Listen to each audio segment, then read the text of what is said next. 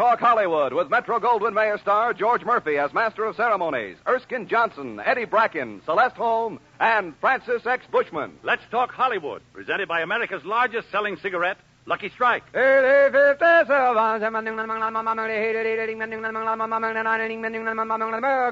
Lucky Strike, first again with Tobacco Man.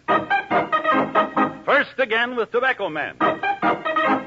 More independent tobacco experts smoke Lucky Strike regularly than the next two leading brands combined. So for your own real, deep-down smoking enjoyment, light up a Lucky, and puff by puff, you'll see. LSMFT.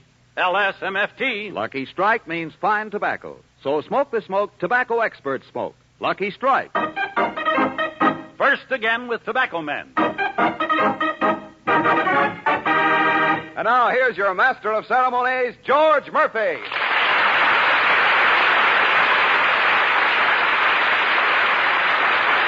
you.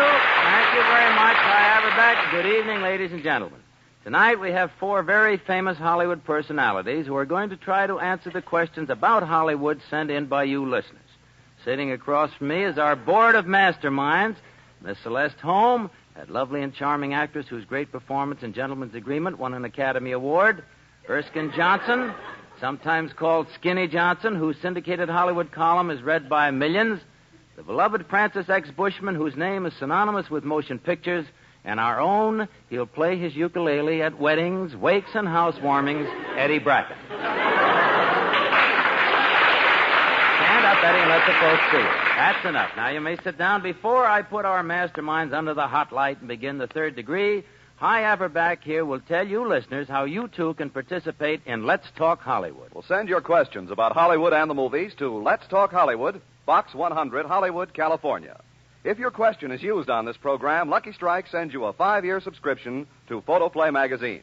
And if our masterminds fail to answer correctly, you will receive the finest RCA Victor television set, which retails for approximately $1,000 installed, or if you prefer, an RCA radio phonograph with $100 worth of records.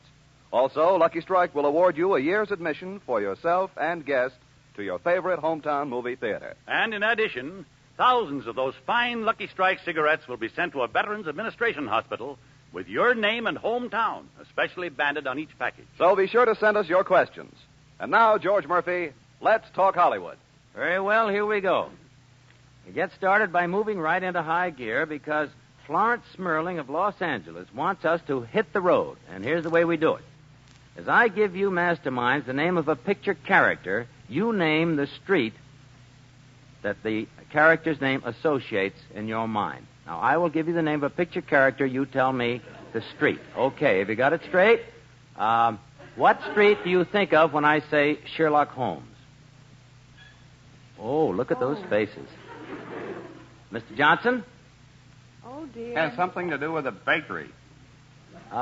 Would you try a little harder now? I think if you concentrate on that, you may get something. Baker Street. Baker Street. Baker Street will do very nicely. Basil Rathbone played Sherlock Holmes, and he lived in Baker Street. I remember I had a bun on that street.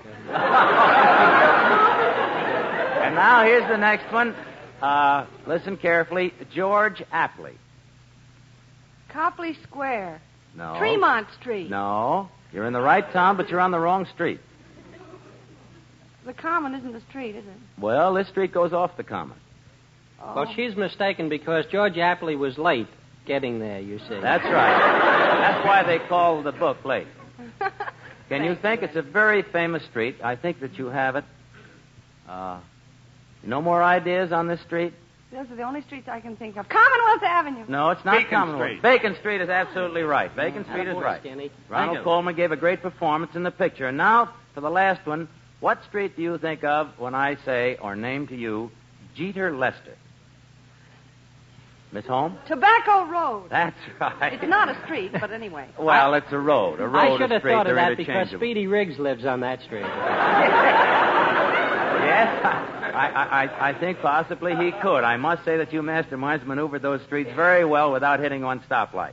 Now, let's see how we do. Oh, as a matter of fact, you did hit one stoplight, didn't you? Hi, what's the situation there? Well, I think that Mr. Johnson came up with the correct answer, George. We decided that he got in under the wire. Is that it? I leave that up to you, Well, George. that suits me. I think he did. Now, on this one, Mr. William Ferris of Los Angeles, California, is pinning his hopes for an RCA television set. He really wants one bad. In one of the classic pictures of the past, Ben-Hur, there was a very famous chariot race. Can you name the actor who won the race? Johnny Longden. Oh, this is a chariot race. In the picture, Ben-Hur. Ramon Navarro. Ramon Navarro is absolutely right. How did he pay? Now, in this Francis same... X. Bushman was in that, wasn't he? I beg your pardon. Wasn't In this Francis- same picture, excuse me, Mr. Bracken is your name, isn't it? Yeah. Excuse me. I'm trying to You find out. reminded me of Gregory Peck there for a minute. In the same picture, who was the actor who used every foul, despicable tactic that he could think of to try and upset Ramon Navarro, but this actor still lost the race? You Oh, remember he who was that a nasty old man. He Francis X. Bushman. But what That's did Raymond right. Navarro pay, do you know? No, the price, they didn't have the mutuals in those days. Mr. Bushman, you were certainly a mean villain. If you did that at Hollywood Park, you'd probably be suspended for the rest of the meeting. But tell us, how long did it take you to make those chariot race scenes? About 4 months. 4 months. 4 months. And there was an interesting question that came up during the discussion. Those chariots, were they pulled by 2 or 4 horses? 4. 4. Well, I'm glad you said that because I took that side of the discussion. Did you keep using the same horses over and over, or did they get a rest? Well, my horses I used regularly, I see. and the others changed them. I Mine were see. a little more powerful. I see. Well, it might be said that you were the Johnny Longden of the original Coliseum. Is that it? And now, here's a tricky question from David Spesser of Kenmore, New York. It should make you masterminds sit up and really take notice. This one you got to be careful. As I call off the name of a well-known motion picture animal, you are to identify it. But you have to do it by making the sound that this animal would make. Got it? Now, just for fun, start us off, Celeste. I can see that you're anxious to get in this, Celeste. Why don't you start us off? What sound would the animal Uncle Elizabeth make? Yes, that's exactly right. Do you know the animal? Yes, he was the cat, and I remember Mama, and he was very sick. Oh, yes, he was awful sick, but he got And well, Mama thank got goodness. him all better with some chloroform, and she didn't herself know how she did it. That was really a tough cat. He was on the 8th life at the end of the picture. He's got 7 more to go. Now, what about Flicka? Flicka. Now, somebody, you're all so anxious. Yes, Mr. Bracken?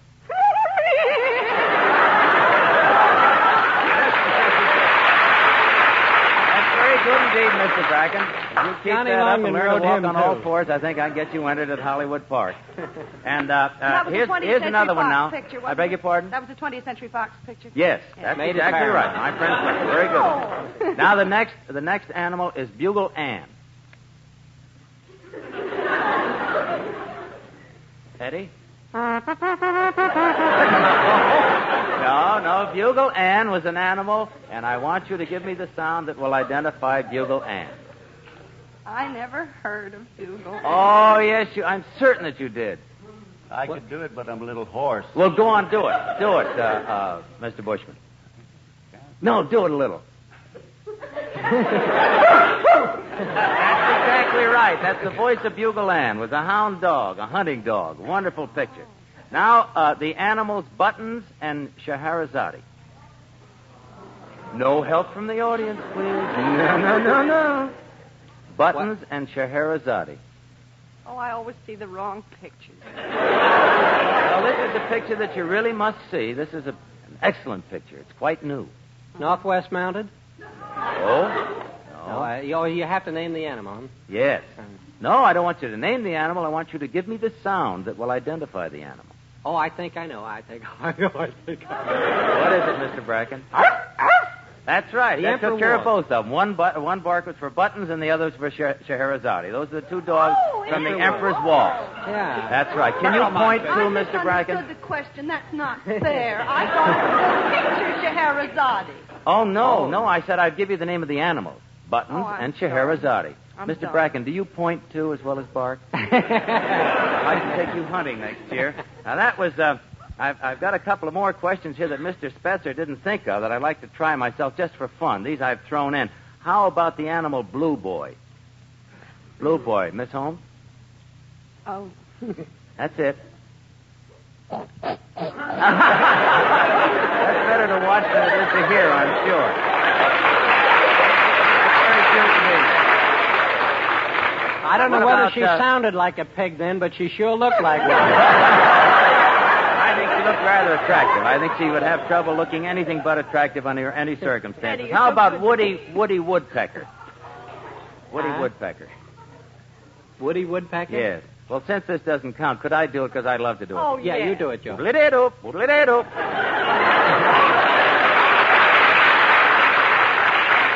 Now, masterminds, what do you know about motion picture theme music? Background music, huh? Well, let's find out the hard way. Mr. G.G. Fuller of Milwaukee, Wisconsin, sent in a question dealing with motion picture theme music. He wants you to identify the motion picture in which this was the theme. Now, with your kind permission, Dave Pascal will play you the theme. Dave, are you ready?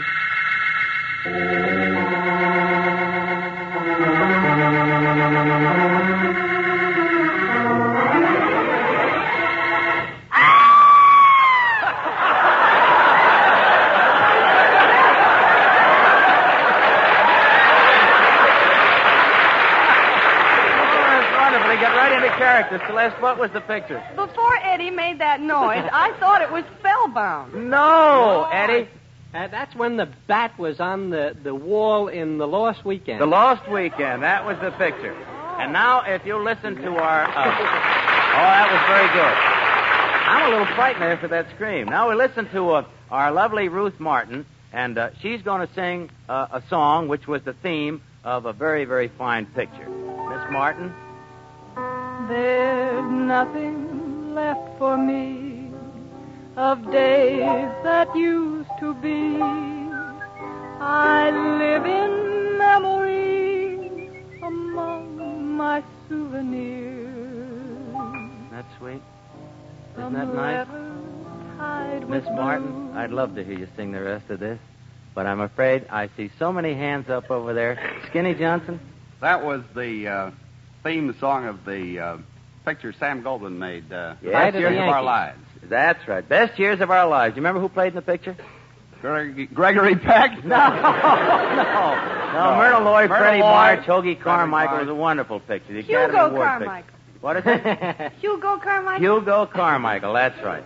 Now, motion pictures have fostered some very, very great musical compositions in the past, and Harry Suckman, our pianist, is going to play one for you now, and you were to tell us what picture this beautiful piece of music came from. Now, this is a real tough one.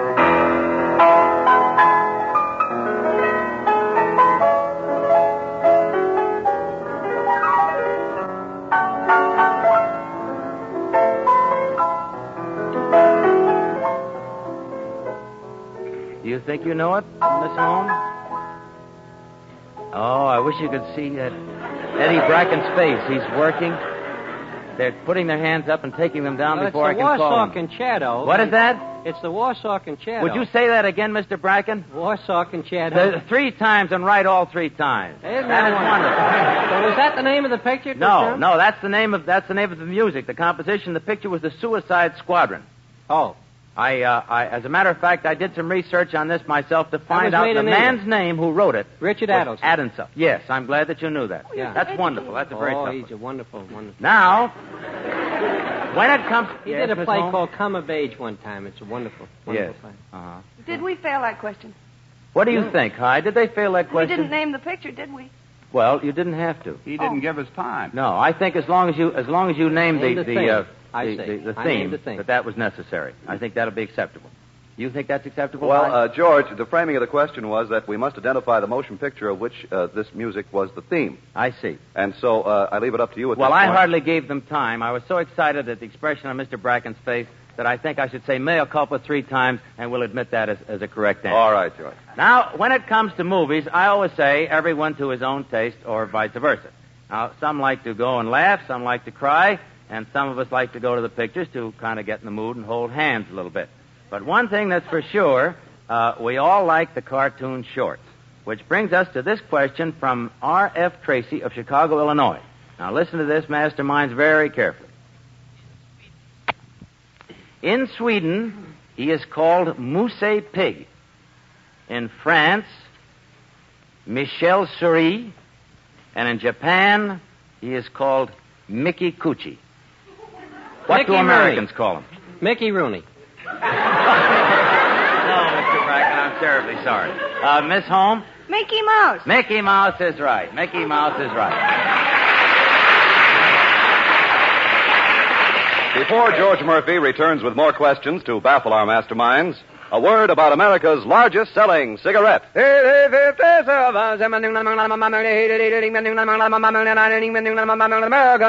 Lucky Strike, first again with Tobacco Man. First again with Tobacco Man. More independent tobacco experts smoke Lucky Strike regularly than the next two leading brands combined. Yes, more than the next two leading brands combined. And in addition, Lucky Strike alone holds the distinction, as it has for many years, of being America's largest selling cigarette. America's largest selling cigarette. This leadership of Lucky Strike, with smokers like you and me, and with the experts too, is a tribute to the fine quality tobacco in each and every Lucky Strike cigarette. So for your own real, deep down smoking enjoyment, light up a Lucky, and puff by puff you'll see. LSMFT. LSMFT. Lucky Strike means fine tobacco. And fine tobacco is an important reason why Lucky Strike is America's largest selling cigarette. So smoke the smoke of fine tobacco, Lucky Strike. First again with Tobacco Man. And now back to Erskine Johnson, Celeste Holm, Eddie Bracken, Francis X. Bushman, and the man in the middle, George Murphy. Thank you, Hi. It's thesping time now on Let's Talk Hollywood, and I think we're in for a treat. This question from Irwin Seltzer of Clayton, Missouri, calls for some emoting by our guests and some very sharp remembering by all you masterminds. Miss Holm and Mr. Bushman, here are some lines of dialogue. Now, will you please read yours first, Mr. Bushman, and Celeste, you pick up your cue when you feel that the cue has come to you. Mr. Bushman, if you please. Look, love, what envious streaks to lure the severing clouds in yonder east. Night's candles are burnt out, and jocund day stands tiptoe on the misty mountain tops. I must be gone and live, or stay and die. Yon light is not daylight, I know it. It is some meteor that the sun exhales. To be to thee this night a torchbearer, and light thee on the way to Mantua. All right, masterminds, what picture is that from? Romeo Skinny? Mr. Bushman. He had his hand up first. Mr. Romeo and Juliet. Romeo and Juliet is absolutely correct. And I would like to compliment both you and Miss Holmes for your reading. That was very good. Miss Holmes? This was also a play before it was a movie. Oh, yes. Yes. I understand that it was. I understand that the original movie, though, had additional dialogue written for it. Now, maybe I should have made that a little tougher. You got it so quick. Maybe I should have had Mr. Bracken read Mr. Bushman's lines. Say, that's not a bad idea. Mr. Bracken, would you read Mr. Bushman's lines? Give him the paper, please. Will you, Bush? Look, my love. Did you notice how hard I had to coax him to do this? I don't see that written in the script, Mr. Bracken. What is that? What envious stakes is that? Oh, streaks. Streaks. I think that's enough, Mr. Bracken. The way you read it, no one, and even Shakespeare, I'm afraid, would recognize it. Oh, yes, I love it, but I think it was better the way it was done in the first place. First time Shakespeare ever got a laugh. But getting back... No, that's not quite true. There are many, many humorous passages. Getting back to Romeo and Juliet, Mr. Seltzer would like you to name the team which brought Shakespeare's immortal lines to sound pictures. Mr. Johnson? The late Leslie Howard and Norma Shearer. That is right. That was an MGM picture and a wonderful picture. Now, here's a kind of a cutie from Dr. Harold D. Rosenbaum of Denver, Colorado.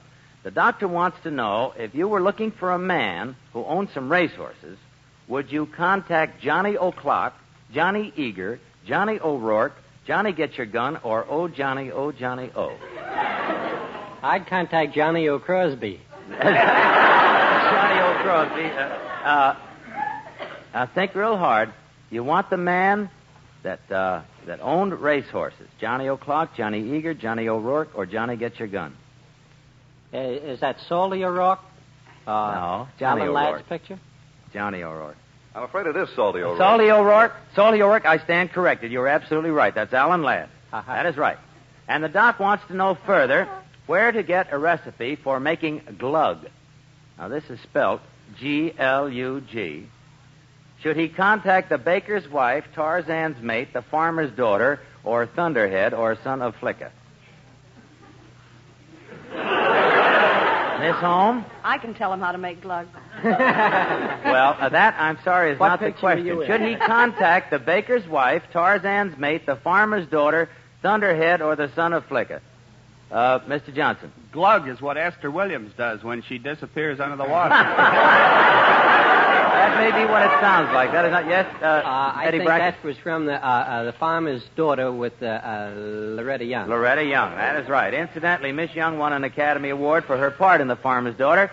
I thought it was speaking for of making Academy glug. Awards, I beg your pardon, Mr. I Brown? thought it was for making glug. No. Well, that may have had something to do with it. But speaking of Academy Awards, Celeste, after seeing the Snake Pit over at 20th Century Fox the Have other you night. seen it? Yes.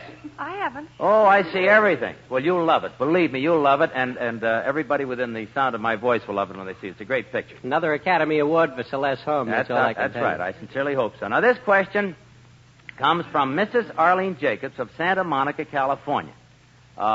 According to the newspapers, magazine, and billboard advertisements, who, quote, destroyed every woman he touched?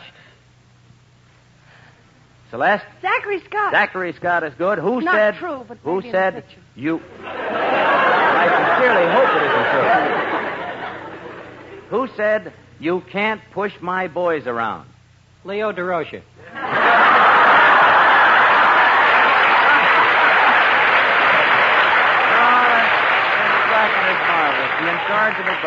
Now let's think. You can't push my boys around. Celeste? Fighting Father Dunn, Pat O'Brien. Pat O'Brien is right. And what people were, quote, trapped on a train of terror?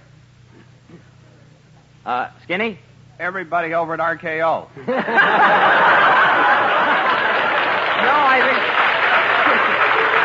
I think that you might say there is a little uncertainty, but I don't think that they've gotten to the point where they feel that they're trapped on a train of terror. RKO made the picture. RKO made the picture, yes. Merle Oberon. Yes. Charles Corbett. Yes, do you remember the name of the picture? Berlin Express. That's good, Berlin Express. You people really amaze me. You're so smart and bright today. Now, William B. Curry of Philadelphia, Pennsylvania, takes us back a few years to the good old days when pictures were called flickers. When 15 cents bought little Johnny a bag full of peanuts, a pocket full of jawbreakers, 3 dill pickles, and a whole afternoon at the corner picture show. Now, start thinking back, masterminds. You remember some of the announcements that were always being flashed on the silent screen. All right. Before they started the picture, the management flashes what announcement on the screen to make it possible for the males in the audience to get an unobstructed view.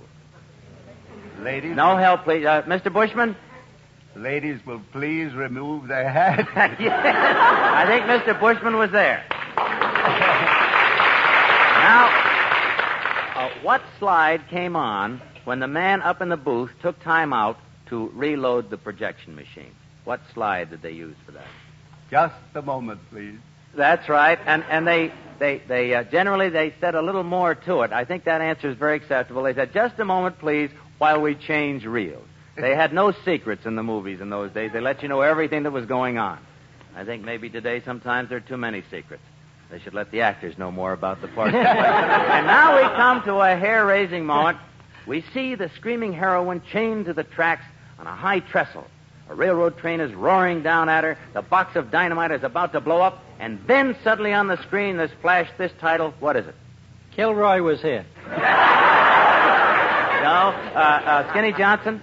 Errol Flynn will be back next week. No. Think real hard now. This is just before the dynamite goes off, before the train hits her. Eddie To be Brackett? continued next week. That's pretty close. Continued next week. No, that's pretty close. You have to get the wording on this one. I'm sorry. Because this wording was exact. I'm going to give it to you. Be sure to see the next episode at this theater. And, Hi, what happens in this case? Well, the masterminds missed that question, George, so from Lucky Strike to Mr. William B. Curry of 2341 East Cumberland Street, Philadelphia, Pennsylvania, goes another RCA Victor television set, which sells for approximately $1,000 installed, or an RCA Victor radio phonograph combination with $100 worth of records, and a year's admission to his favorite hometown theater for Mr. Curry and a guest. And 39,000 Lucky Strike cigarettes will be sent to all the patients at the Veterans Administration Hospital in North Little Rock, Arkansas. Each package is specially banded with Mr. Curry's name and hometown. Our best wishes go along with those Luckies. George Murphy will be back in just a moment, but first...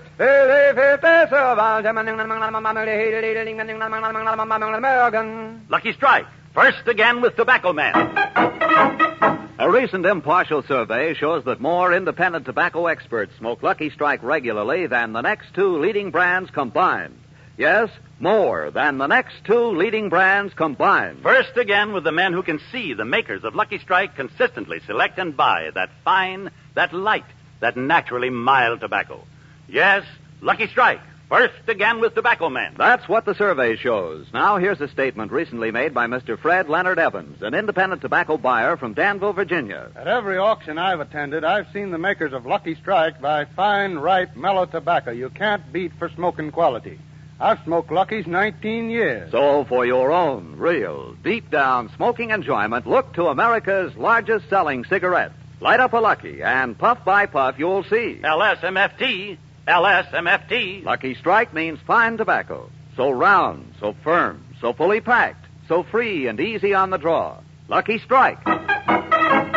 First again with Tobacco Man.